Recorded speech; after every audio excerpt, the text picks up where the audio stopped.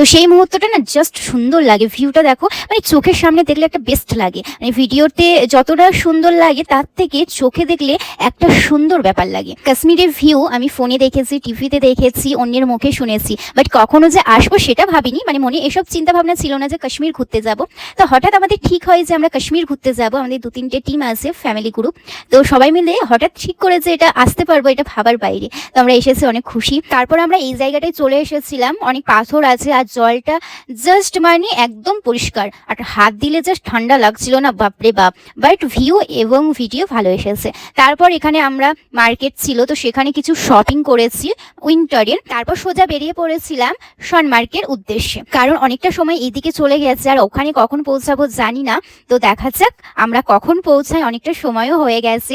আর এইদিকে আমরা এই রাস্তাটা দেখতে পাচ্ছ, যে রাস্তাটা দিয়ে আমরা যাচ্ছি এটা পুরো পাহাড়ের নিচের রাস্তা। পাথর কেটে কিভাবে যে রাস্তাটা এত সুন্দর করেছে, আমি তো ফার্স্টে বুঝতেই পারিনি যে এই রাস্তাটা পাথরের ভেতরে। যাওয়ার সময় কিছুটা রাস্তা বাকি ছিল, সেই রাস্তাতেই আমরা আটকে পড়েছি, কারণ এখানে প্রচুর জ্যাম। একটার বেশি দুটো গাড়ি যেতে পারবে না। যা বাবা, আমরা আদৌ পৌঁছাতে পারবো আর বরফে কি ভিডিও বানাতে পারবো, এই দুঃখে আমরা এখানেই ভিডিও বানিয়ে নিচ্ছিলাম। যদি না ওখানে পৌঁছাতে না পারি, সন্ধে হয়ে যায়, তাহলে কিন্তু ভিউ এবং ভিডিও ভালো আসবে না। তাই দূর থেকে পাহাড়ে ভিডিও এবং ছবি নিয়ে নিচ্ছিলাম।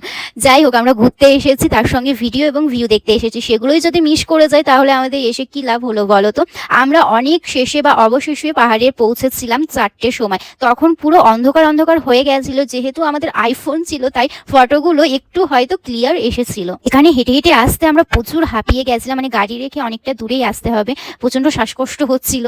যাই হোক, এইসব ভিডিও করা মানে প্রচুর মুশকিলের ব্যাপার। আমরা সবাই ফ্যামিলি মিলে বানিয়েছি, মানে ফুল গ্রুপ মিলে ভিডিও বানিয়েছি। আর একটু ভিডিও বানাতে বানাতেই অন্ধকার হয়ে গেছে। তোমরাই গাইজ দেখো, মানে একটু ভিডিও বানানোর জন্য আমরা কত দূর জার্নি করে এসেছি, জাস্ট ভাবা যায়।